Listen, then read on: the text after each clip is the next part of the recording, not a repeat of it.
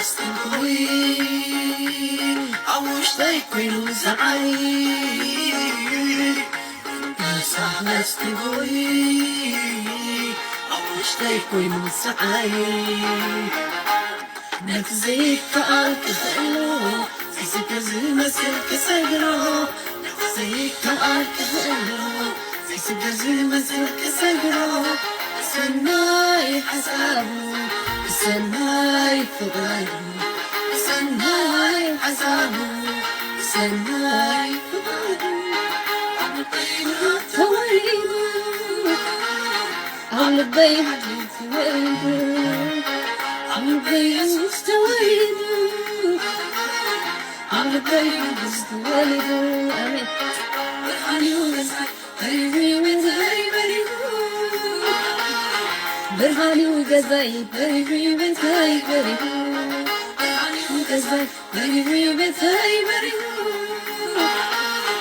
برهاني وغزاي برهاني وغزاي آمين آمين آمين شالوم قدسان እግዚአብሔር ይመስገን ሃሌሉያ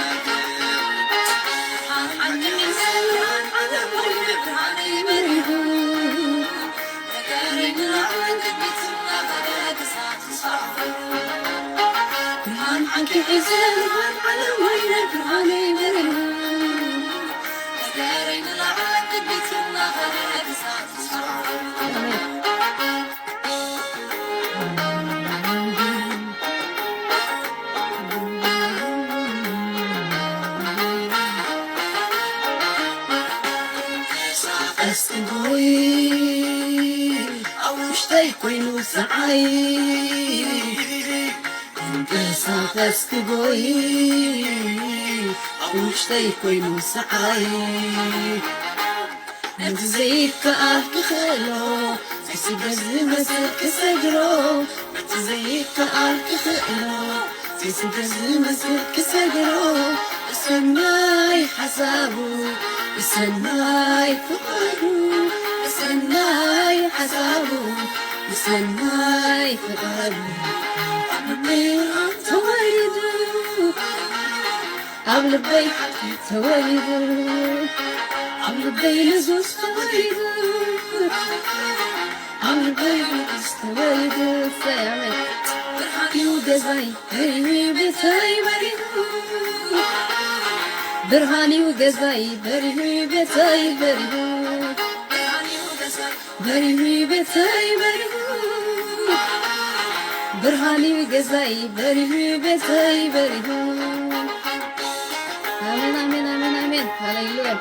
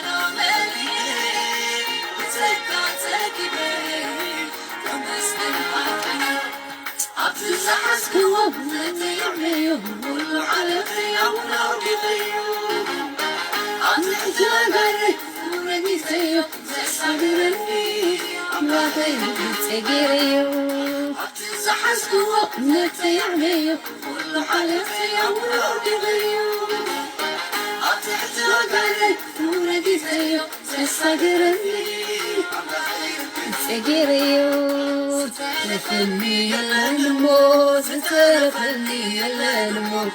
ترفني يلا الموت ترفني يلا الموت برهانيو زمانو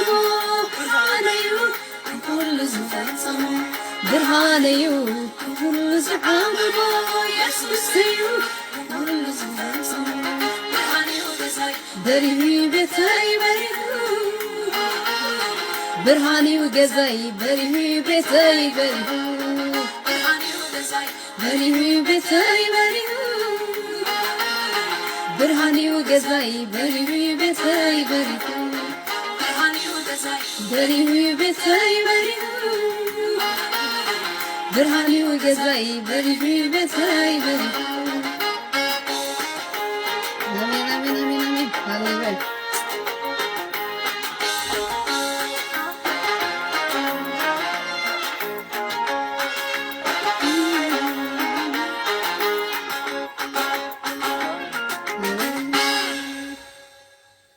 برهانيو جزاي بري بتاي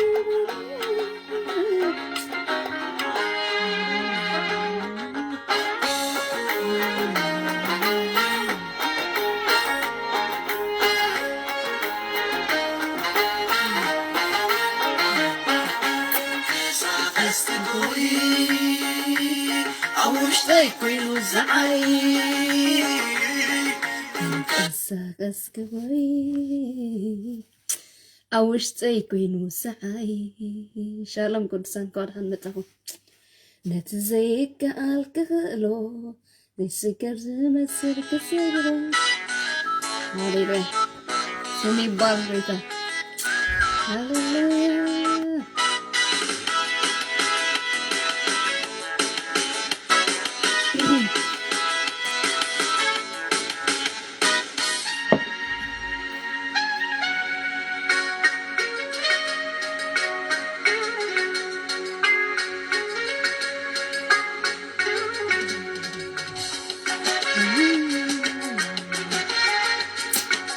يسوس راي الموت سعادة يسوس بريتان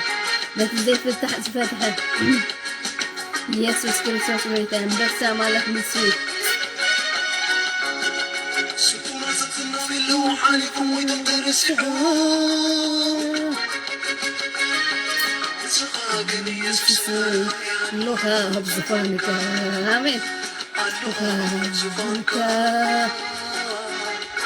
اللوحة بزفانك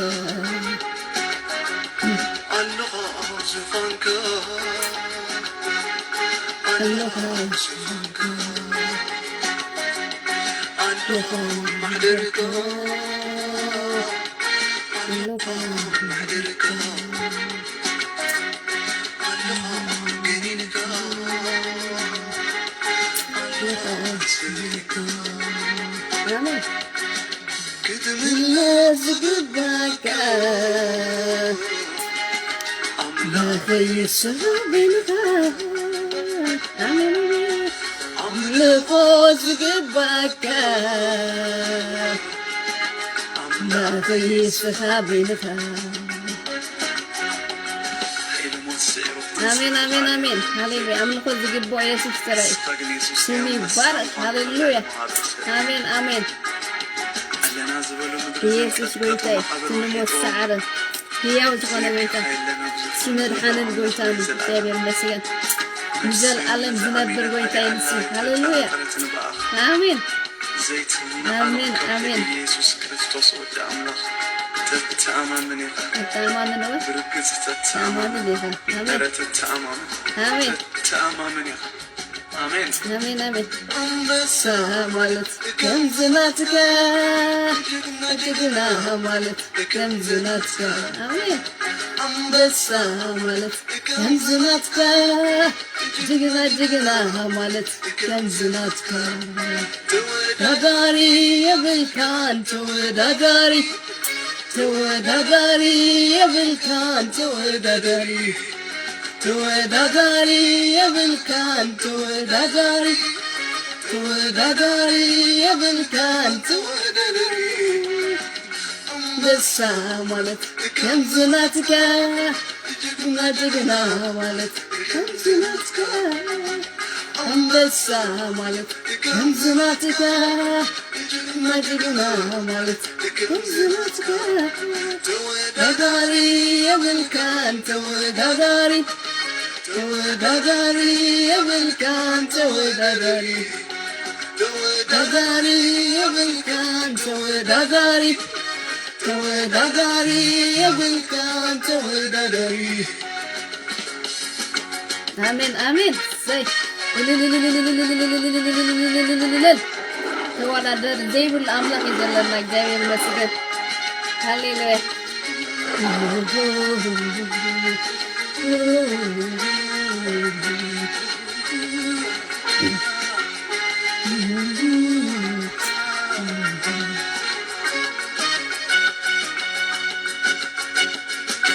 سكونة صدنا من لو حالكم وتنترسعون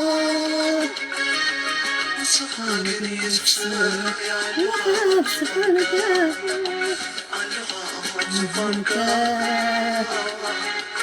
اللغة بسبحانك آمين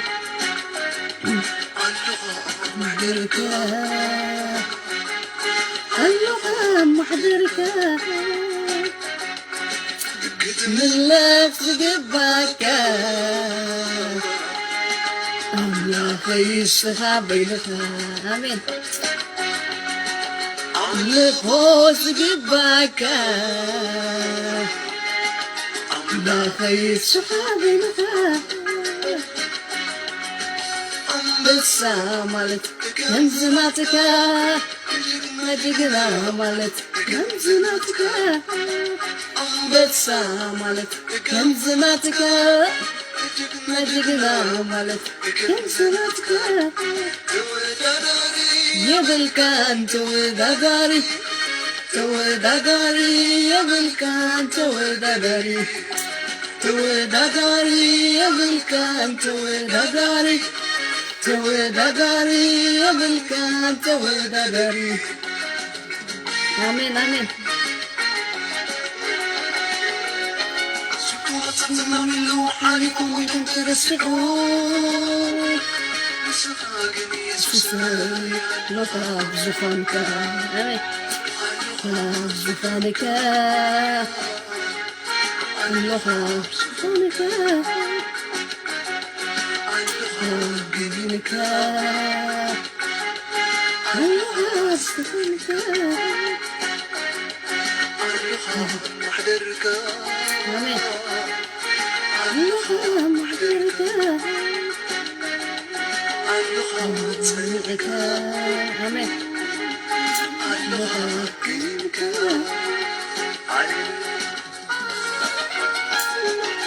اللغة زفافك اللغة صنيعك هاليلويا تنموز سعادة عم بس زكون يسوع هاليلويا تنمحاتم زفافك يسوع كيف فتح زيت الفتحه أملاكنا نسأل بسيف يسوع كريستوس ويتاي سمي يبارك هاليلويا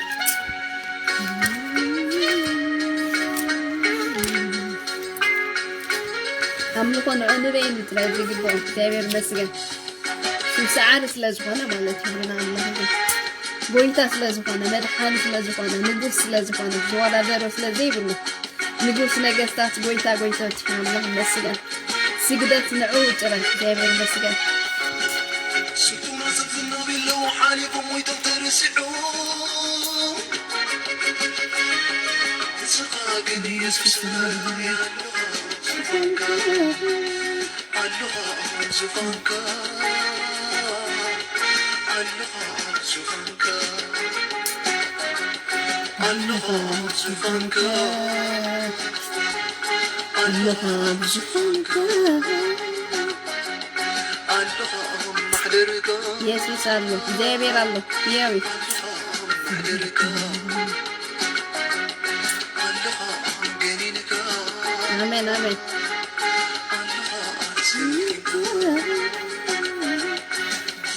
من لفظ قبك يا خيس خابيلك أملكو زقباك ما قيس فخرك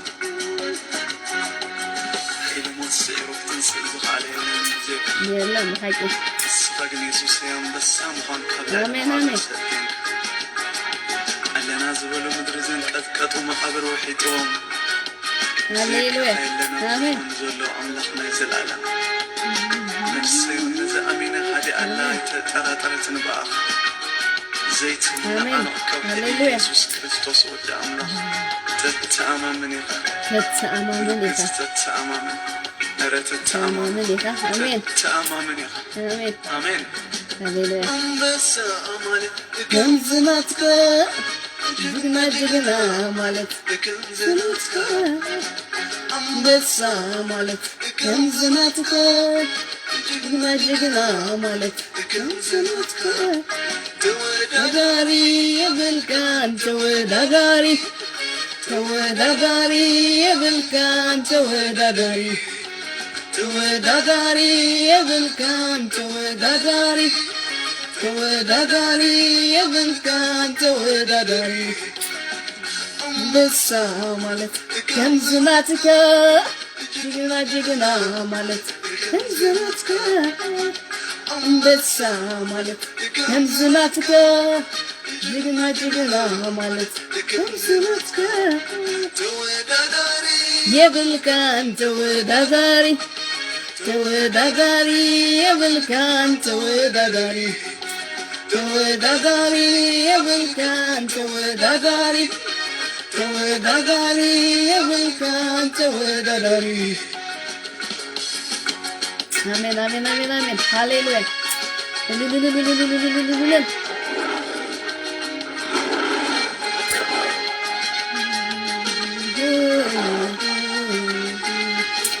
يسوع هاليلويا آمين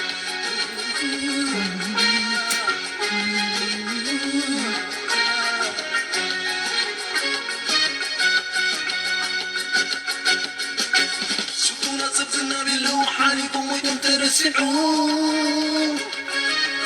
وصفاقني يسوس يا الله سبحانك الله سبحانك الله سبحانك الله محضرك آمين هاليلويا سمي بارك بيتك قدم اللازق باك الله يشغلك أملك خوصك باك الله يشغلك بس مالك كنزناتك ما جينا مالك كنزناتك بس مالك كنزناتك جينا جينا مالك كنزناتك تودغاري يبلكان تودغاري تودغاري يبلكان تودغاري تودغاري يبلكان تودغاري تودغاري يبلكان تودغاري آمين هاليلويا سكونة زبطنا باللوحاني ومويتم ترسعون وصفاقني يسوس الله سبحانك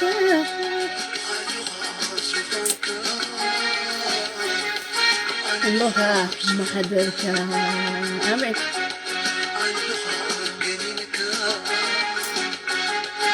الله محضرك محضرك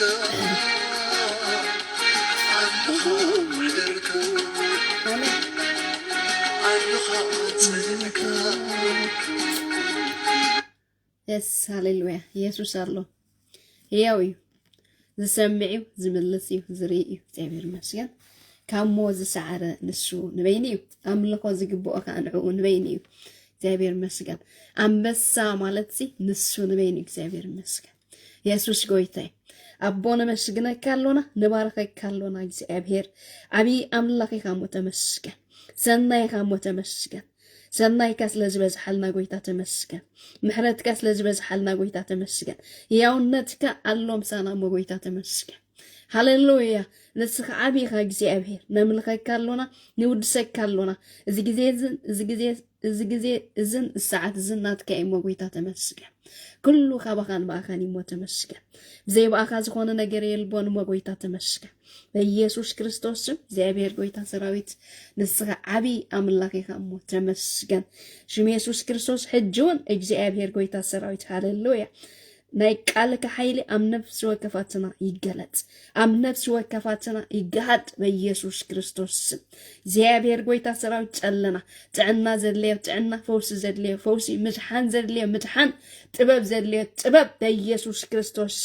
ቃልካ የለብም እግዚአብሔር ቃልካ ይፍውስ እግዚአብሔር ቃልካ ይልውጥ እግዚአብሔር በኢየሱስ ክርስቶስ እግዚአብሔር ጎይታ ሰራዊት ሽም ኢየሱስ ክርስቶስ ብምልአት አብ ነፍስ ወከፋትና ክፈሪ ጽልለኹ ኩሉ ዘአስርን ዘዓግትን ዘበለ ድማ ንገንሖ አሎና ሽም ኢየሱስ ክርስቶስ አብ እምሮ ኮይኑ ዘዓርድ ዘበለ ኩሉ በኢየሱስ ክርስቶስ ዝተወቀ ይኹን ሽም ኢየሱስ ክርስቶስ አእምሮና መንፈስና ድሉ ይኹን በጌታ በኢየሱስ ክርስቶስ እግዚአብሔር ጎይታ ሰራዊት ሃሌሉያ ተመስገን ነመስግነካ አሎና ተባረክ ንባርከካ አሎና ንስኻ ኩሉ ትክእል አምላክ ኢኻ ተመስገን ንስኻ ያው አምላክ ኢኻ ጎይታ ተመስገን ነመስግነካ አሎና ሃሌሉያ ተመስገን ኢየሱስ አቢኻ እግዚአብሔር ቅዱስ ኢኻ እግዚአብሔር ሃሌሉያ አቢኻ ጽባህ ምሕረትካ ስለዝበዝሓልና እግዚአብሔር ተመስገን አቦ ሽም ኢየሱስ ክርስቶስ ጉስነትካ ስለዝበዝሓልና ጎይታ ተመስገን አምላክ ሐቂ ንስኻ ንበይንካ ኢኻ ተመስገን ነመስግነካ አሎና ንባርከካ አሎና ሰናይ ዝኾንካ ጎይታ ንስኻ ኢኻ ተመስገን ያው አምላክ ተመስገን እግዚአብሔር ሃሌሉያ አቦ ነምልኸካ አሎና ስለዝግባአካ እግዚአብሔር ጎይታ ሰራዊት ሃሌሉያ አቢ ስለዝኾንካ ነመስግነካ አሎና እግዚአብሔር ገዛእ ሁሉ ሃሌሉያ እግዚአብሔር ሃሌሉያ አምላክ አማልክቲ ኢኻ ተመስገን ንጉስ ነገስታት ኢኻ ተመስገን ዘሎን ዝነበረን ኢኻ ጎይታ ተመስገን አልፋን ኦሜጋን ኢኻ እግዚአብሔር ተመስገን ሃሌሉያ ኢየሱስ ጎይታ እግዚአብሔር መስገን ሃሌሉያ አልፋን ኦሜጋን ቀዳማይን ተሐራይን ሃሌሉያ ዘሎን ዝነበረን ኢሉ ዝመጽውኒ ሃሌሉያ ዝማለት ሕያዊ እግዚአብሔር ሃሌሉያ ሕያዊ ሃሌሉያ ዝምልስዩ ዘምዕዩ ሃሌሉያ ዘጸናንዒ ዝፍውስዩ ሃሌሉያ ዝበጽሕዩ ስሙ ይባረክ እግዚአብሔር ዓብዩ ሃሌሉያ ተመስገን ኢየሱስ ነመስግነካ አሎና በዚ ሰዓት እዚ ንባርከካ አሎና እግዚአብሔር ጎይታ ሰራዊት ንሱ ምስጋና ጥራይ ዘለካ ባና እግዚአብሔር ምስጋና ሃሌሉያ ነምልኸካ አሎና ጎይታ ተመለኽ እግዚአብሔር አቢኻ ንስኻ እግዚአብሔር ጎይታ ሰራዊት ተወዳዳሪ ዘይብልካ እግዚአብሔር ተማሳሳሊ ዘይብልካ እግዚአብሔር አቦ ሃሌሉያ ነምልኸካ አሎና ንባርከካ አሎና አቢ አምላክ ተመስገን ገዛእ ሁሉ ዝኾንካ ጎይታ ተመስገን ሃሌሉያ ሰዓሪ ኢኻ ጎይታ ተመስገን አምላክ ሐቂ ንስኻ ንበይንካ ኢኻ ጎይታ ተመስገን ተባረክ ሃሌሉያ አቦ ተመስገን ነመስግነካ አሎና ዘይትጽገብ ዘይትምነው ጎይታ ንስኻ ንበይንካ ኢኻ ተመስገን ኢየሱስ ሃሌሉያ ነምልኸካ አሎና ስለዝግባአካ እግዚአብሔር ልዑል ስለዝኾንካ እግዚአብሔር ልዕለ ኩሉ ስለዝኾንካ እግዚአብሔር ተመስገን ሃሌሉያ ክብረ ንስኻ ውሰድ እግዚአብሔር አቢኻ እግዚአብሔር ሃሌሉያ ጭራሽ ዘይጠፋናስ እግዚአብሔር ብምሕረትካን ጸጋኻን እሞ ተመስገን ምሕረትካ ስለዝበዝሓልና ኢና ዘለና እግዚአብሔር አቦ ሽም ኢየሱስ ጉስነትካ ስለዝበዝሓልና ኢና ዘለና እግዚአብሔር ኃይልኻ ስለዘሎ ምሳና እግዚአብሔር ዘለና አቦ በኢየሱስ ክርስቶስ አይ በኃይልናን በክእለትናን በመንፈስካ እምበር እግዚአብሔር በጸጋኻ እምበር እግዚአብሔር ሃሌሉያ ብለውሃትካ እምበር እግዚአብሔር ብምሕረትካ እምበር እግዚአብሔር ነመስግነካ አሎና ስለቲ ምሕረትካን ለውሃትካን እግዚአብሔር ተመስገን ስለቲ ጉስነትካ እግዚአብሔር ተመስገን ሃሌሉያ ተመስገን ኢየሱስ ሃሌሉያ ምስጋና ይዘለና ተመስገን አምላክ ሐቂ ንስኻ ንበይንካ ኢኻ ጎይታ ተመስገን ኢየሱስ ሃሌሉያ አብየኻ እግዚአብሔር ጎይታ ሰራዊት ሽም ኢየሱስ ክርስቶስ በዚህ ሰዓት ዝፈውስክ ከውን እግዚአብሔር በዚህ ሰዓት ዝምድሓን ከውን እግዚአብሔር በዚህ ሰዓት ዝምምላጥ ከውን እግዚአብሔር አቦ በኢየሱስ ክርስቶስ እንጽልሎና ካብ ቃልካ ዝተላዕለ ቀንበር ክስበር በኢየሱስ ክርስቶስ ዕርድታት ጸላኢ ክስበር በጌታ በኢየሱስ ክርስቶስ በኢየሱስ ክርስቶስ አእምሮ ዝሕዝ በሽም ኢየሱስ ክርስቶስ ሃሌሉያ ንወቅዐለና በጌታ በኢየሱስ ክርስቶስ ዝተሰብረ ይኹን አጭዋር ጸላኢ ይሰበር በጌታ በኢየሱስ ክርስቶስ አጭዋር ዲያብሎስ ይፍረስ በጌታ በኢየሱስ ክርስቶስ ስም ሃሌሉያ ኦ ኢየሱስ ሃሌሉያ አቦ ተመስገን ነመስግነካለና አምላክ ሐቂ ንስኻ ነበይንካ ያካሞ ተመስገን ሃሌሉያ ተመስገን ነመስግነካለና አቦ ዘይት ጽጋብ ዘይት ምኖ ንስኻ ነበይንካ ያካሞ ጎይታ ተመስገን ሃሌሉያ አሜን ኢየሱስ ጎይታ ሃሌሉያ ተመስገን ኢየሱስ ክብሪ ውርሰድ ንስኻ ሃሌሉያ ተመስገን ኢየሱስ ክርስቶስ ጎይታ ክብሪ ንስሙ ይኹን ሃሌሉያ አምላኽና አይምኖኒ አይጽገብኒ ኢየሱስ ጎይታ ሃሌሉያ ወትዘይ ጽገብ አምላክ ምሳና እግዚአብሔር ይመስገን ኢየሱስ ክርስቶስ ጎይታ ክብርና አምላክ ይኹን ለማዓንቲ ንሪኦ እግዚአብሔር ስሙ ይባረክ እግዚአብሔር ሰናዩ ዮሐንስ ምዕራፍ 3 ብዛዕባ ንቀዲሞስን ኢየሱስን ይብል እግዚአብሔር ይመስገን ሃሌሉያ ብዛዕባ ኢየሱስን ንቀዲሞስን ክንረይና እግዚአብሔር ይመስገን ሃሌሉያ ብዛዕባ ንቀዲሞስን ኢየሱስን ይብል ምዕራፍ ወንጌል ዮሐንስ ምዕራፍ 3 እግዚአብሔር ይባረክ ሃሌሉያ ስሙ ይባረክ ኢየሱስ ጎይታ ቃል እግዚአብሔር ብሩካት ዝጸንዐ ትንቢት እዩ ቃሉ እንታይ ዝፍውስ እዩ ቃሉ እንታይ ዘድሕን እዩ ቃሉ እንታይ ዘለምልም እግዚአብሔር ይመስገን ሃሌሉያ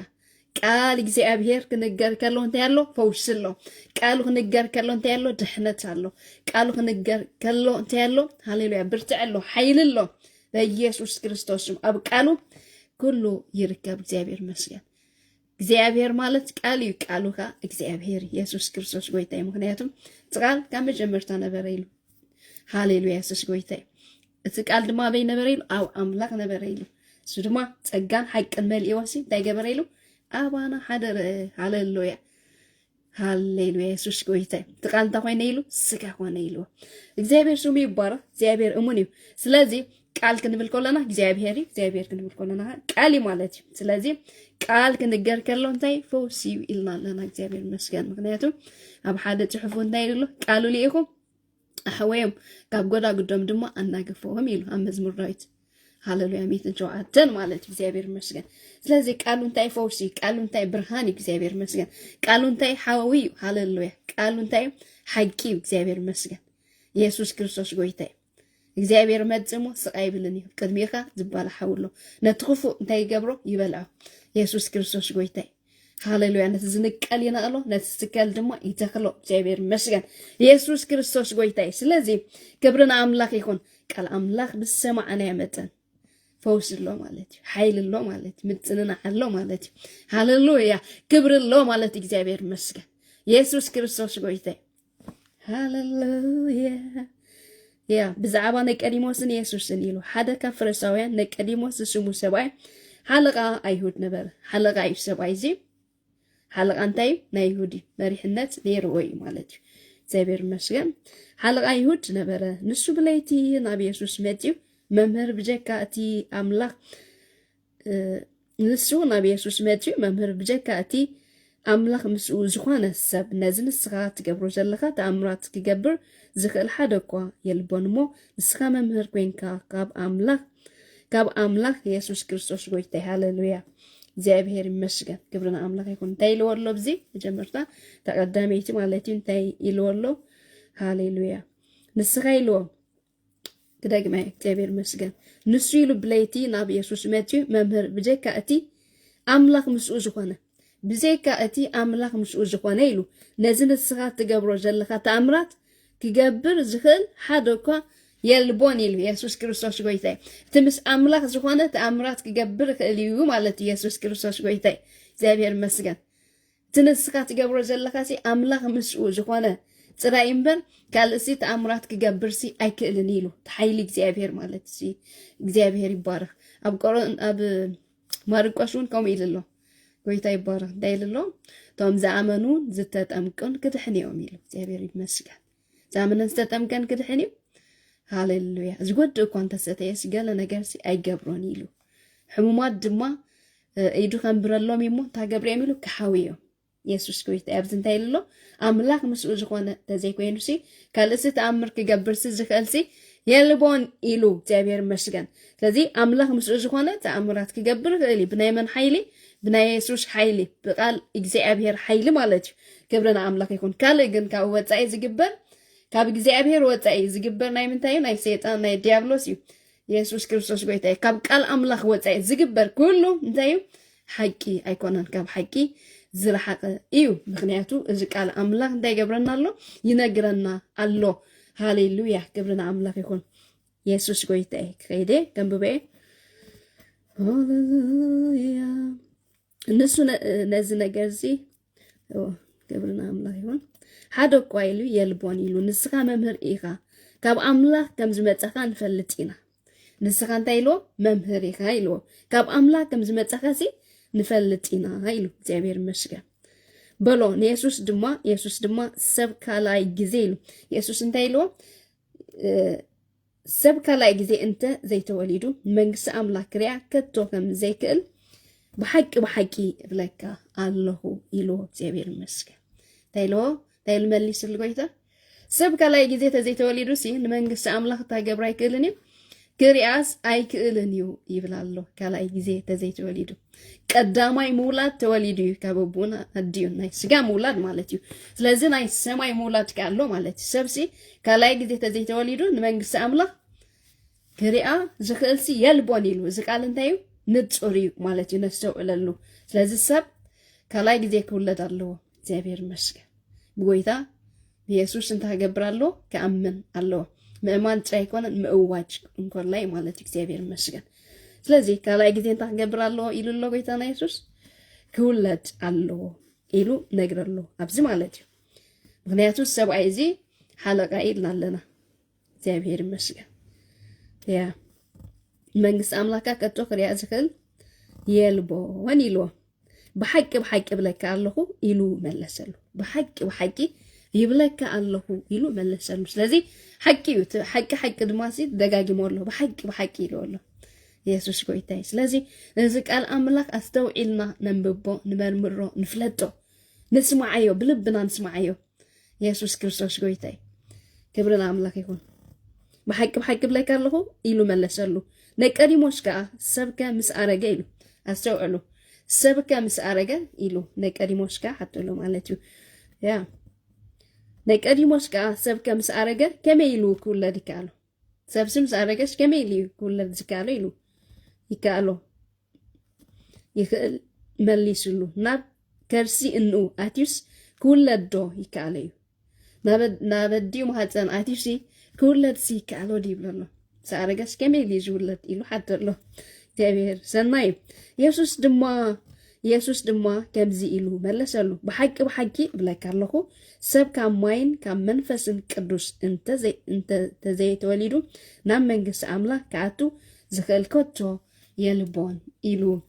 ምልሰሉ ከሎ ንርኢ ማለት እዩ ምክንያቱ ሰብ እንታይ ብጎይታ ብኢየሱስ ክርስቶስ ምስ ኣመነ ማሕተም መንፈስ ቅዱስ እንዳይኸውን ይሕተም ኢየሱስ ጎይታይ ሽዑ ውሉድ ኣምላኽ ምዃኑ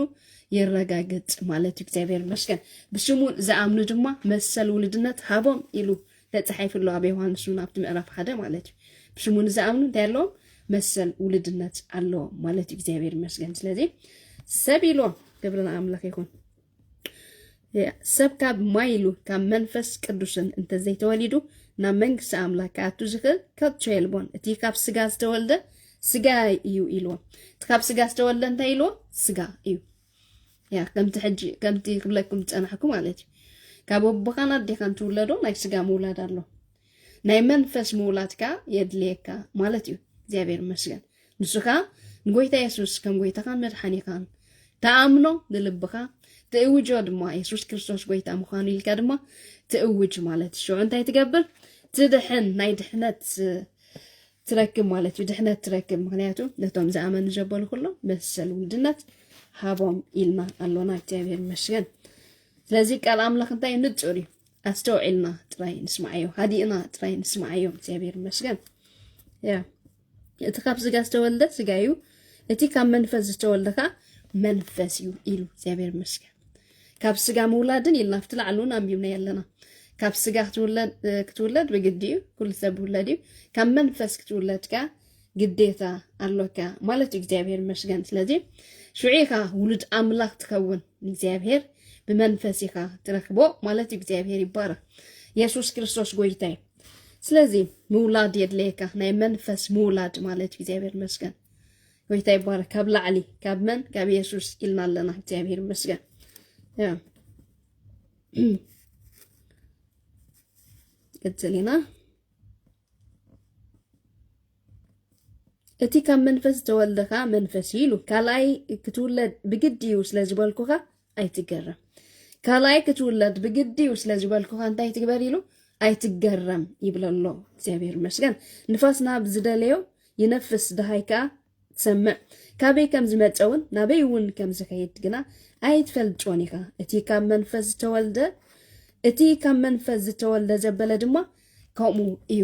እግዚአብሔር ታይልናለና ያው አምላክ እዩ ንሱ ኩሉ ይኽእለል እዩ ንስኻ አሜንን እወን ኢልካ ጥራይንታ ትገብረለካ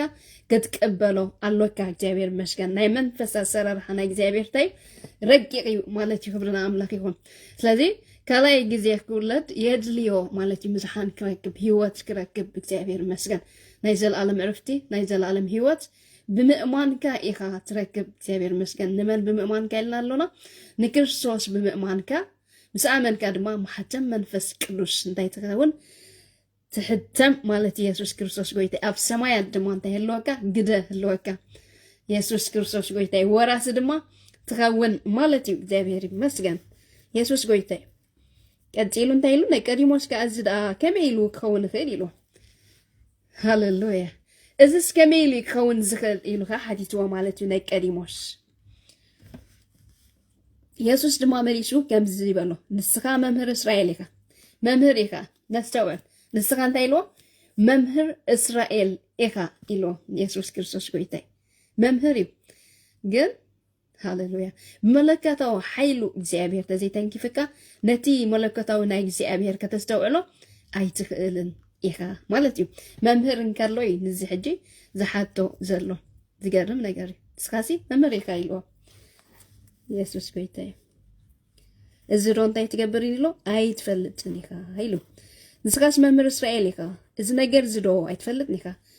ብሓቂ ይብለካ ኣለኹ ኣይፈልጦን እንፈልጦ ኢሉ ብሓቂ ይብለካ ኣለኹ እንፈልጦን ዝዛረብ ዝረኣናዮ እውን ንምስክር ኣለና ጎይታይ እዚ ከምኡ ዝብሎ ዘሎ ብሓቂ ኢሉ እንፈልጦን ዝዛረብ ዝረኣናዮ እውን ንምስክር ኣለና ኢሉ እግዚአብሔር ይመስገን ክብር ንስሙ ነዚ ምስክርና ግን ኣይተቀበልዎን ኢኹም ነዚ ምስክርና ግን ኣይተቀበልዎን ኢኹም ክብለም ክብለ ከሎ ንርኢ ስለዚህ ቃል አምላክ ንገር ከሎ ብምስዋዕል ንስማዓዮ እግዚአብሔር ይመስገን ብምስዋዕል ንሰማዕና ልብና ዝከፍተልና እግዚአብሔር ይመስገን ሊድያ ድማ ኢሉ ብምስዋዕል ነቲ ቃል ሰምዖ ነበረትሞ ልባ እንታይ ገበረላ ኢሉ ከፈተላ ኢሉ ኢየሱስ ጎይታይ እግዚአብሔር ይመስገን ስለዚህ ብምስዋዕል ተሰሚዕካ ኢኻ ታይትኸውን ልብኻ ዝከፍቶ እግዚአብሔር አእምሮኻ ዝከፍቶ እግዚአብሔር ምድሓን ትረክብ ጎይታይ ይባረክ ስለዚህ ብምስዋዕል ክንሰምዖ ይግባአና ምክንያቱ እንታንረክብ ህይወት ክንረክብ ድሕነት ክንረክብ ዕረፍቲ ክንረክብ ንዓላመታ ትሕሸና ማለት እግዚአብሔር ይመስገን ኢየሱስ ጎይታይ ያ ቀፂሉ እንታይ ኢሉ ኣሎ ጎይታ ንምስክርናሲ እንታይ ኢሉ ኣይተቀበልዎን ኢኹም ምስ በሎ ናይ ምድሪ ነገር ነገርናኩም ካብ ዘይተኣምናስ ናይ ሰማይ ነገር እንተ ነገርናኩም ግዳ ከመይ ጌርኩም ክትኣምኑ ኢሉ ናይ ምድሪ ነገር ነገርናኩም ኣመንኩምናን ኢሉ ናይ ሰማይ ነገር ነገርናኩም ግዳ ከመይ ክትኣምኑ ኢሉ ምክንያቱ እዚ ናይ ሰማይ ነገር ክንኣምኑ እንተኮይና ብምስትውዓል ልብና እንታንገብረለና ክንከፍተለና ከምዚ ናይ ሊድያ ክንብሎ ጨንሓና ማለት እዩ ጳውሎስ እናሰበከ ከሎ ልባ ይተከፊቱ ምክንያቱ ብምስትውዓል ያተምዖ ነይራ እቲ ቃልሲ ብምስትውዓል ተምዖ ነበረት እሞ ልባ ክፈተላ ኢሉ ኢየሱስ ጎይታይ ልብ ዝኽፈት ብምስትውዓል ክትሰማዖ እንከለኻ እግዚአብሔር ይመስገን ህይወት ዝህበካ ብምስትውዓል ክትሰማዖ እንከለኻ እግዚአብሔር ይባረክ ሃሌሉያ ኢየሱስ ክርስቶስ ጎይታይ ስለዚህ ብምስትውዓል ንስማዓዮ ስለምስማዕ ዘይኮነስ ብምስትውዓል ክትሰምዕ እንከለኻ ፈውስ ትረክብ ሓይሊ ትረክብ ኢየሱስ ክርስቶስ ጎይታይ ብርትዕ ትረክብ ናይ ዘለዓለም ህይወት ትረክብ ኢየሱስ ክርስቶስ ጎይታይ ነፍስኻ ዕረፍቲ ትረክብ ስለዚህ ብምስትውዓል ክንሰምዖ ይግባአና እዩ እግዚአብሔር ይመስገን ብዘይካ ኢሉ እቲ ካብ ሰማይ ዝወረደ ብዘይካ እቲ ካብ ሰማይ ዝወረደ ወዲ ሰብ ናብ ሰማይ ዝዓረገ ሓደ እኳ የልቦን ኢሉ እግዚአብሔር ይመስገን እቲ ካብ ሰማይ ዝወረደ ምክንያቱ ኢየሱስ ክርስቶስ ካብ ሰማይ ሰማያት እዩ ንዓይን ንዓኻትኩም ከድሕን ዝመፀ ኣብዚ ምድሪ ማለት እዩ እግዚአብሔር ይመስገን ካብ ሰማይ ዝወረደ ኢሉ ኢየሱስ ክርስቶስ ጎይታ ነስተውዕለሉ ካብ ሰማይ ንሱ ናይ ላዕሊ ንሱ ናይ ምድሪ ይኮነን ስለዚህ ኢየሱስ ክርስቶስ ከድሕነና ዝኽእል ፍጹም ሰብ ፍጹም አምላኽ እዩ ንሱ ንበይኑ ጎይታን አምላኽን እዩ ኢየሱስ ክርስቶስ ጎይታ ከድሕን ዝኽእል ክፍውስ ዝኽእል ከናግፍ ዝኽእል ኢየሱስ ጥራይ እዩ ማለት እዩ እግዚአብሔር ይመስገን ኣብዚ እንታይ ኢሉ ኣሎ ሃሌሉያ ስሙ ይባረክ እግዚአብሔር ሰናይ እዩ ኦ ጂሰስ ናብ ሰማይ ዝዓረገ ሓደ እኳ የልቦን ኢሉ ኢየስ ክብርና አምላኽ ይኹን ሓደ እኳ የልቦን ነስተውዕለሉ እቲ ካብ ሰማይ ዝወረደ ናብ ሰማዩን ዝዓረገሲ ሓደ እኳ የልቦን ንሱ ንበይኑ ኢየሱስ ወዲ አምላኽ ኢየሱስ እዩ እግዚአብሔር ይመስገን ንሱ ንበይኑ እንታይ ገይሩ ዓሪጉ ሓደ ካልእሲ የለን ኢሉ ዝዓረገ ምክንያቱ ንሱ እንታይ ህያው እዩ ንሱ እንታይ ፍጹም እዩ እግዚአብሔር ይመስገን ኢየሱስ ክርስቶስ ጎይታ እዩ ሃሌሉያ ንሱ እንታይ ገይሩ ኢሉ ኣሎ ዓሪጉ ኢሉ ኣሎ እግዚአብሔር ይመስገን ዝዓረገ ጎይታ ኢየሱስ ጥራይ ካብ ሞት ዝተንስአ ጎይታ ኢየሱስ ጥራይ ንሞት ዝሰዓረ ጎይታ ኢየሱስ ጥራይ ስለዚ ንነፍስኻ ከድሕና ዝኽእል ኢየሱስ እዩ እግዚአብሔር ይመስገን ኢየሱስ እዩ ንነፍስኻ ከድሕን ዝኽእል ናይ ዘለዓለም ህይወት ክበካ ብቑዕ ዝኾነ ኢየሱስ ጥራይ እግዚአብሔር ይመስገን ሃሌሉያ ንሱ እንታይ እዩ እግዚአብሔር ይባረክ ኣበርን ርክሰትን ዘይብሉ ሓጢአት ዓለም ዘይብሉ ንሱ እንታይ ጻድቕ እዩ እግዚአብሔር ይመስገን ንሱ እንታይ ብርሃን እዩ እግዚአብሔር ይመስገን ብርሃን እግዚአብሔር ጎይታ ይባረክ ስለዚህ ብርሃን ክህበካ ዝኽእል ህይወት ክህበካ ዝኽእል ኢየሱስ ንሱ ንበይኑ ጥራይ እዩ ክብርና አምላኽ ይኹን እሱ እንታይ ኢሉ ዓሪጉ ኢሉ ስለዚህ ሰምዓካ እዩ ማለት ህያው እዩ ዝርእዩ ዝምልስ እዩ ዝሰምዕ እዩ እግዚአብሔር ይመስገን ሃሌሉያ ኢየሱስ ጎይታ እዩ ክብሪ ንስሙ ይኹን እንቅጽል ኢና ብኡ ዝኣምን ዘበለ ኩሉ ኣብዚ ነስተውዕለሉ ሕጂ ብኡ ዝኣምን ዘበለ ኩሉ ኢሉ እግዚአብሔር ይመስገን ብኡ ዝኣምን ዘበለ ኩሉ ክብሪ ንስሙ ይኹን ሃሌሉያ ከጥዕም ካዝቓት ክብሪ ንስሙ ይኹን ህይወት ሃሌሉያ ብኡ ዝኣምን ዘበለ ኩሉ ናይ ዘለዓለም ህይወት ምእንቲ ክረክብ እምበር ከይጠፍእሲ ኢሉ ይኸሞ ብኡ ዝኣምን ዘበለ ኩሉ ነስተውዕለሉ ሕጂ ብኡ ዝኣምን ዘበለ ኩሉ ዝደጋግሞ ዘለኹ ከነስተውዕለሉ ኢለ እግዚአብሔር ይመስገን ከተስተውዕሉሉ ኢለ ብኡ ዝኣምን ዘበለ ኩሉ ኢሉ እግዚአብሔር ይመስገን ኩሉ ኢሉ ሌላን የብሉን ዝኣመነ ዘበለ ኩሉ ማለት እግዚአብሔር ይመስገን ሃሌሉያ ዝኣምን ዘበለ ኩሉ ናይ ዘለዓለም ህይወት ምእንቲ ክረክብ እምበር ከይጠፍእሲ ከምቲ ሙሴ ኣብ በረኻ ተመን ሰቐሎ ወዲ ሰብ ድማ ከምኡ ክስቀል ይግብኦ ኢሉ ኢየሱስ ጎይታ እዚ ሕጂ ቅድሚ ምስ ቃሉ ዝነበረ ጎይታ ኢየሱስ እዩ ማለት እዩ ወዲ ሰብ ዝብሎ ንኢየሱስ እዩ ክብሪ ንስሙ ይኹን ስለዚ ኢሉ በቲ ሓደ ወዱ ዝኣመነ ዘበለ ነስተውዕለሉ ሕጂ እዚ ከዓ እንታይ ይደግመሎ ኣብዚ በቲ ሓደ ወዱ ዝኣመነ ዘበለ ርግፀኛታት ንኩን ጎይታ ይባረክ ብኡ ዝኣመነ ዘበለ ኣይጠፍእን ክብርና አምላኽ ሃሌሉያ ብማሕተም መንፈስ ቅዱስ እንተኮይኑ እዩ ተሓቲሙ እዩ ማለት እዩ ምክንያቱ ከምኡ ከነ ንብብ ፀኒሕና ኣይኮኑ በቲ ሓደ ወዱ ዝኣመነ ዘበለ ኩሉ ናይ ዘለዓለም ህይወት ምእንቲ ክረክብ እምበር ከይጠፍእሲ ኣምላኽ ንወዱ በጃ ክሳብ ዝህብ ክሳብ ክንዲዚ ንዓለም እንታይ ገበራ ኢሉ ሃሌሉያ ኣፍቀራ ኢሉ እግዚአብሔር ይመስገን በቲ ሓደ ወዱ ዝኣመነ ዘበለ ኩሉ ናይ ዘለዓለም ህይወት በቲ ሓደ ወዱ ዝኣመነ ዘበለ ኩሉ ናይ ዘለዓለም ህይወት ምእንቲ ክረክብ እምበር ከይጠፍእሲ ኣምላኽ ንወዱ በጃ ክሳብ ዝህብ ክሳብ ክንዲዚ ንዓለም እንታይ ገበራ ኢሉ ኣፍቀራ ኢሉ ምክንያቱ ኣምላኽ ንወዱ ናብ ዓለም ዝለኣኾ ዓለም ብኡ ምእንቲ ክድሕን እምበር ንዓለም ክፈርዳ ኢሉስ ኣይኮነን ኢሉ ኢየሱስ ጎይታ እዩ ኣምላኽ ንወዱ ዝለኣኾሲ ዓለም መታን ክድሕን እምበር ክጠፍእሲ ኣይኮነን ኢሉ ይዛረብ ኣሎ እግዚአብሔር ይመስገን ኢየሱስ ክርስቶስ ጎይታ እዩ ስለዚህ ዓለም ማዕረክ እንደዚ ይፍቂሯ ጎይታ እግዚአብሔር ማዕረክ እንደዚ እንታይ ገበራ ኢሉ አፍቀራ ንሰብ ዘበለ ማዕረክ እንደዚ ይፍቂሩ በጃ በመሕላፍ ማለት እዩ ሓደ ወዱ እንከ ወዱ በጃ በመሕላፍ ማዕረክ እንዲኻ ተፈቂድካ ኢየሱስ ክርስቶስ ጎይታይ ክትጠፍእሲ ኣይኮነን መዲቦ እግዚአብሔር ኢየሱስ ጎይታይ ስለዚ ኢሉ ገብረን ስሙ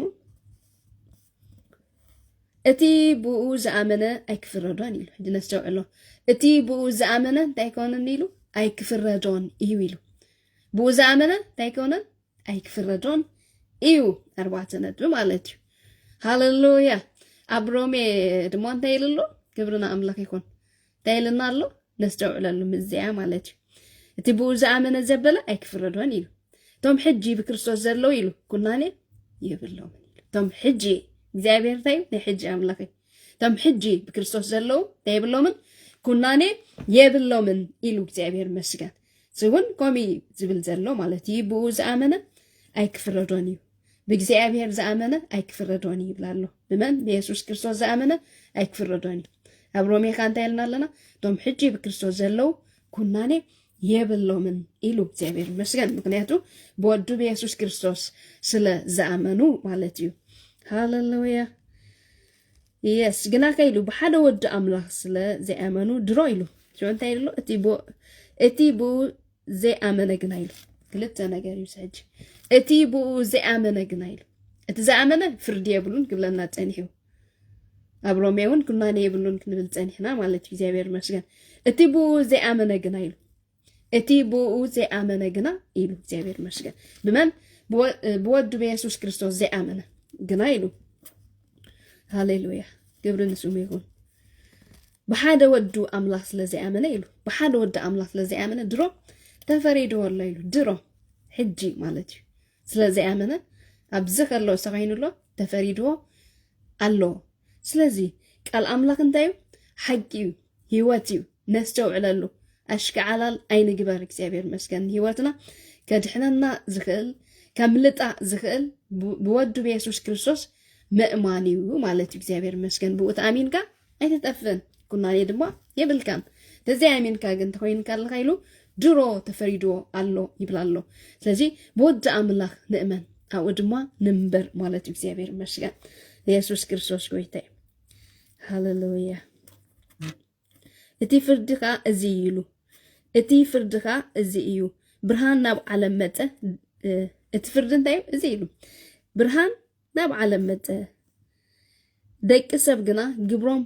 ግብሮም ክፉእ ስለ ዝኾነ ካብ ብርሃንሲ ጸልማት ፈተው ኢሉ ምክንያቱ ኢሉ እቲ ክፉእ ዝገብር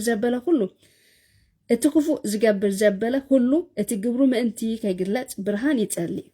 እቲ ክፉእ ዝገብር ዘበለ ሲ ኢሉ ሃሌሉያ እቲ ግብሩ መታን ከይግለጽ ብርሃን እንታይ ይገብር ኢሉ ይጸልዩ ኢሉ ይጸልይ እዩ እምበኣርከ ኢሉ ናብ ብርሃን ኣይመጽን ኢየሱስ ክርስቶስ ጎይታይ ባርከና ብርሃን ኣይመጽን ብርሃን መን እዩ ኢየሱስ ክርስቶስ ብርሃን ዓለም ኢየሱስ እዩ እግዚአብሔር መስገን ስለዚ ግብሩ መታን ከይግለጽ ኢሉ ታይገብርኒ ናብ ብርሃን ኣይመጽን ኢሉ እቲ ሓቂ ዝገብር ግና ከም ትእዛዝ አምላኽ ስለ ዝገበረ ነቲ ግብሩ ምእንቲ ክግለጽ ናብ ብርሃን እዩ ዝመጽእ እቲ ግብሩ መታን ክግለጽ ናብ ብርሃን እዩ ዝመጽእ ስለዚ ሪኢኹሞ ፍልሊ እግዚአብሔር መስገን ስለዚ እንታይ ኢና ጀሚርና ብዛዕባ ናይ ቀዲሞስን ኢየሱስን ነይሩ ሎሚ ማለት እዩ እዚ መምህር እዚ ኣይፈልጥን ነይሩ መምህር እስራኤል እንከሎ ግን ኣይፈልጥን ነይሩ ሰብ ከመይ ኢሉ ካልኣይ ግዜ ይውለድ ኢልና ከነንብብ ፀኒሕና እግዚአብሔር መስገን ስለዚ ሰብ ካልኣይ ግዜ እንተዘይተወሊዱ መንግስቲ አምላኽ ክርያ ዝኽእል የልቦን ኢሉ ኢየሱስ ማለት እግዚአብሔር መስገን ስለዚ ካልኣይ ግዜ ከመይ ኢልካ ትውለድ ክንብል ፀኒሕና ኢየሱስ ክርስቶስ ብምእማንን ብምእዋጅን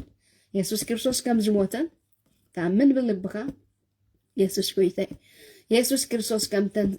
ክርስቶስ ጎይታ ምዃኑ ከዓኒ ብኣፍካ እንታይ ትገብር ትውጅ ኢየሱስ ጎይታ ሽዑ እንታይ ትረክብ መሰል ውልድነት ትረክብ ብዝኣመኑ ሁሉ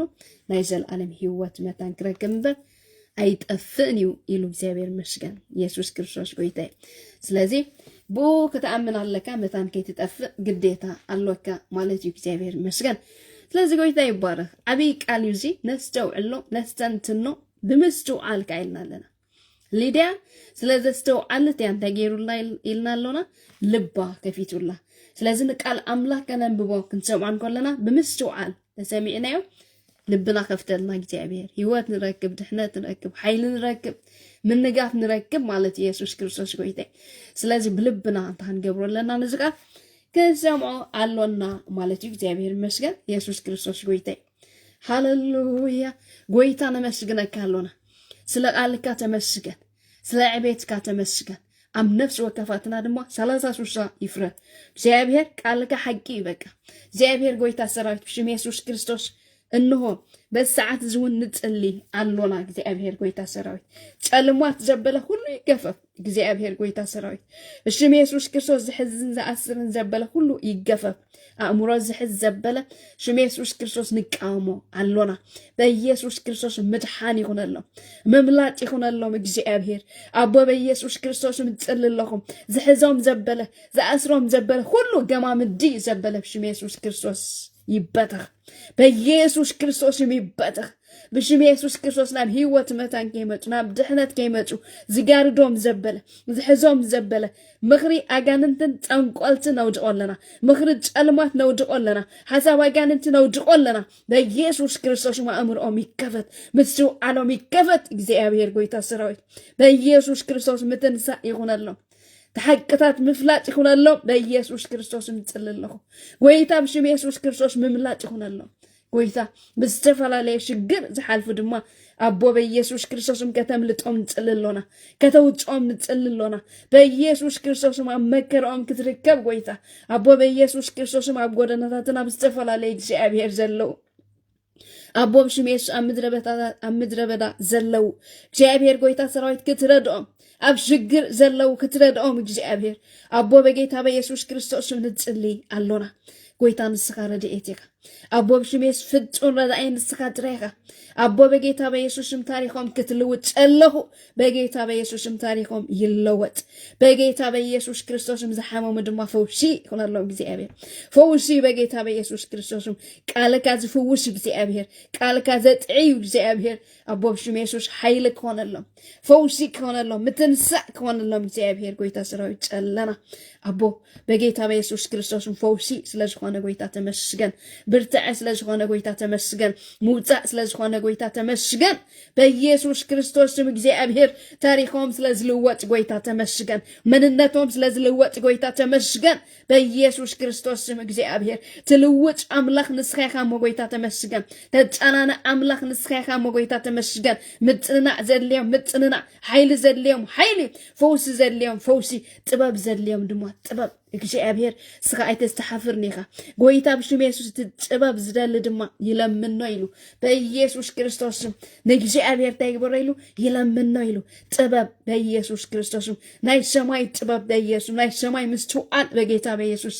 አብ ህይወትኩም ይግዛን ይየን በኢየሱስ ክርስቶስ እግዚአብሔር ሆይ ሃሌሉያ እግዚአብሔር ጎይታ ሰራዊት ትልውጥ አምላክ ይካሞ ተመስገን ተጻናና አምላክ ይካሞ ተመስገን ትበጽሕ አምላክ ይካሞ ተመስገን ንጎዳ ግዶም ስለትመልኦ ጎይታ ተመስገን ታሪኮም ስለትልውጥ ጎይታ ተመስገን መንነቶም ስለትልውጥ ጎይታ ተመስገን ሃሌሉያ ኢየሱስ ክርስቶስ ንስኻ ሕያው አምላክ ይካሞ ተመስገን አቦ ንስኻ ተጥዒ አምላክ ትፍውስ አምላክ ተጫናን አምላክ ትበጽሕ አምላክ ጎደለታቶም ስለትመልእ ጎይታ ተመስገን ተባረክ በኢየሱስ ክርስቶስ ብሽም ኢየሱስ ክርስቶስ እግዚአብሔር አብዛአትወን አብዝወጽወን እግዚአብሔር ኩስነትካ ክበጽሐሎም ጽልሎና عرفتك بتحلم صللخو بيسوع ክርስቶስ ስም ታሪኮም ክልወጥ ጽልልለኹ በኢየሱስ ስም ዝከበዶም ዘበለ ሁሉ ክረግፍ በጌታ በኢየሱስ ክርስቶስ ስም ጸለኹ ጎይታ በኢየሱስ ክርስቶስ ስም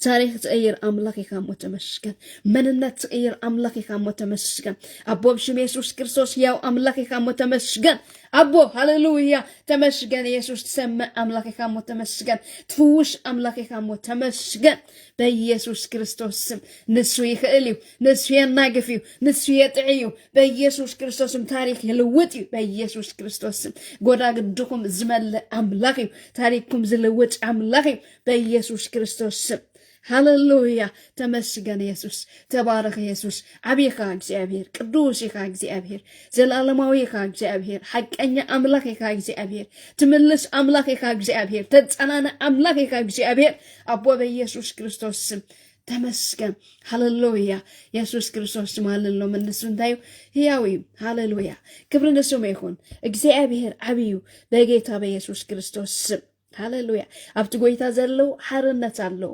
እግዚአብሔር ናይ ሓርነት አምላኽ አርዑት ዝበትኽ አምላኽ በኢየሱስ ስም ዘጸናነ አምላኽ በኢየሱስ ክርስቶስ ስም ሃሌሉያ ኢየሱስ ክርስቶስ ጎይታ ዕረፍት አለው ሰላም አለው አምላኽና አምላኽ ዕረፍቲ እግዚአብሔር ይመስገን ኢየሱስ ክርስቶስ ጎይታ ንስኻትኩም ብሩካትኩም ተባረኩ አምላኽ ሰላም ድማ ምሳኻትኩም እግዚአብሔር ይመስገን ኢየሱስ ጎይታ ሃሌሉያ ሻሎም ብሩካት እግዚአብሔር ዘመንኩም ህይወትኩም ይባርክ በሐድሽ ክብሪ በሐድሽ ዕረፍቲ በሐድሽ ሰላም በኢየሱስም በሐድሽ ሙጻእ በኢየሱስ ክርስቶስም እዛ ዓመት እዚ ዓመተ ክብሪ እዛ ዓመት እዚ ዓመተ ሃሌሉያ ሓጎስ እዛ ዓመት እዚ ዓመተ ሰሓቅ እዛ ዓመት እዚ ብሽም ኢየሱስ ክርስቶስ ዓመተ ምትእኽኻብ ይኹነልኩም በኢየሱስ ክርስቶስም እዛ ዓመት እዚ ዓመተ በረከት ይኹነልኩም እዛ ዓመት እዚ ዓመተ ጥዕና በኢየሱስ ክርስቶስም ዓመተ ምክንዋን በጌታ በኢየሱስ ክርስቶስም ይኹነልኩም ኢየሱስ ክርስቶስ ጎይታ ሃሌሉያ በሐድሽ ዕረፍት በቃ ምምልላስ በሐድሽ በረከት በኢየሱስ ስም ንእውጃለሁና በጌታ በኢየሱስ ታሪክኩም ይለወጥ በጌታ በኢየሱስ አይንቀሳቀስን የዝበለ በሰዓት ምንቅስቃስ ይሁን አይተንስን የዝበለ ምትንሳእ ይሁን ዝሞተ ነገራትኩም ይተንስእ በኢየሱስ ስም ታሪክኩም ይለወጥ በጌታ በኢየሱስ ክርስቶስ ስም ሃሌሉያ ኢየሱስ ጎይታይ ስሙ ምስተጸዋዕ ምድሓን አሎ ስሙ ምስተጸዋዕ ፈውስሎ ስሙ ምስተጸዋዕ ሃሌሉያ ታሪክ ዝቅይር አምላኽ አሜን ኢየሱስ ክርስቶስ ሕያው ሃሌሉያ ታሪክኩም ይቀየር መንነትኩም ይቀየር ሰላም አምላኽ ይብዝሓልኩም ዕረፍቲ አምላኽ ይብዝሓልኩም በኢየሱስ ክርስቶስ ስም ሃሌሉያ ሓድሽ ነገር ምስማዕ ይኹነልኩም በጌታ በኢየሱስ ስም ዝሕዘኩም ዘበለ ዝኣስረኩም ዘበለ ዝጎተኩም ዘበለ ሁሉ በኢየሱስ ክርስቶስ ስም ዝወደቀ ይኹን ብሽም ኢየሱስ ክርስቶስ ይውዳእ ሃሌሉያ በኢየሱስ ስም አጭዋር ዘበለ ሁሉ አነውነው ነብሎለና በኢየሱስ ክርስቶስ ስም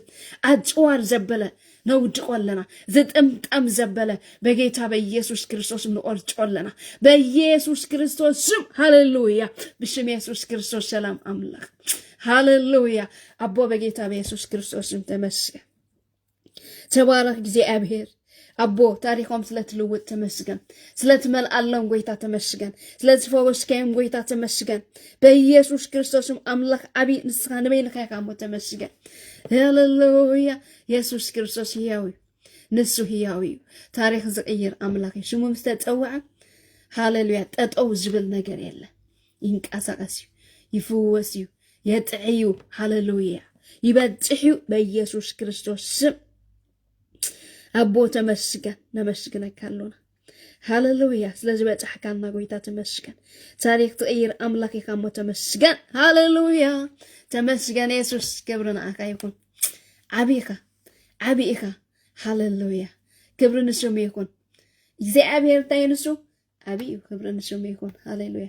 ሰናዩካ እግዚአብሔር መስገን ጎይታን ታዩ ዝምልስ አምላክ ሃሌሉያ ኩሉ ዝተጸለየን እዚ ክንብሎ ጸንሐና ቃል አምላኽ ዝጸንዐትን ቤት እዩ እዚ ክትሕዝዎ ኣለኩም ኢየሱስ ጎይታ ይኮም ተባሂሉ ተጻሒፉሎ ምክንያቱ ካብ ቃል አምላኽ ዝዓቢ ሃሌሉያ የለን ካል ኢየሱስ ክርስቶስ ጎይታ ኣብ ቃል አምላኽ ያለ ተወስለ ቃል አምላኽ እንታይ ያለው ሃሌሉያ ምንጋፍ ኣሎ ክብርን ስሙ ይኹን እግዚአብሔር ያው ዝኩሉ ቃል ክንብሎ ጸንሐና ኣብ ነፍሲ ወከፋትና እንትኾይኒ አይ ይሰርሕ እዩ ማለት እግዚአብሔር ይመስገን ኢየሱስ ጎይታ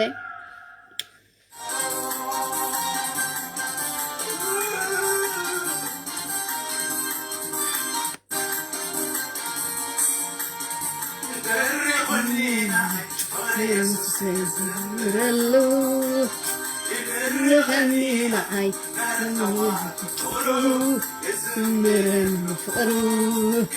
ምረሉ ፍቅሩ ዘምረሉ ፍቅሩ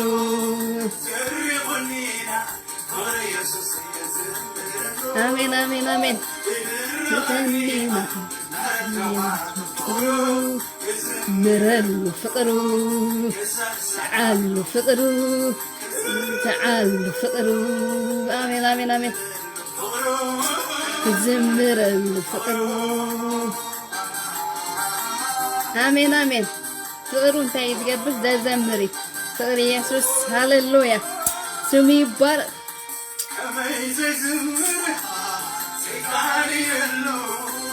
كمي زي قطعك اللو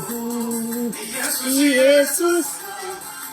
عنني أمسك المويتو وزنبني يسوس زد حنني أمسك المويتو زتبجوني يسوس زد حنني آمين أمسك المويتو زتبجوني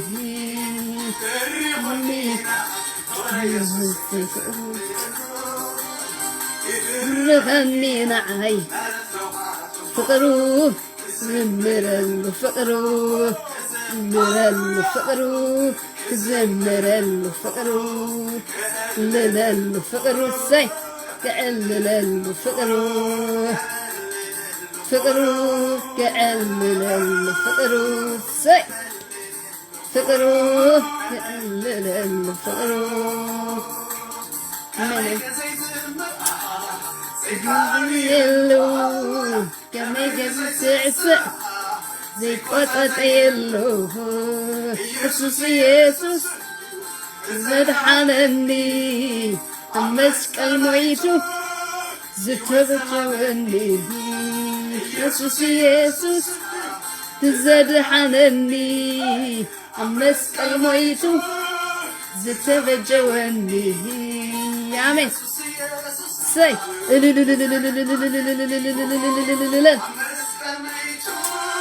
زتوجوني آمين آمين هاليلويا سمي بارك يسوس يسوس تزد حنني أمسك الميتو زتبجوني أملاك يسوس سناي هاليلويا كم تخدم بلوت أن حناي أمسكال سلينا أنت كين قويتا تبجيلنا إكزابير مسكن سلازي كنت كان يلو كنت سأسعلو نجيب أناي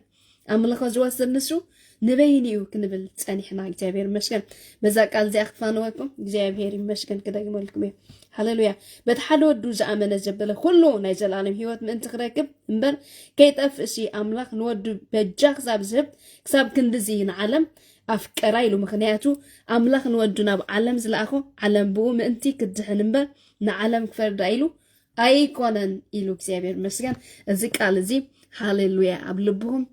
133 يفرق كسيابير مسكن نسخاتكم برخاتكم سلام أملاك يبزحلكم أبكلو قدناتاتكم هاليلويا كسيابير مساخم يو قبرنا أملاك يكون شالوم تماليشكم سمعوتي فيديو هاليلويا كسيابير باركم تباركم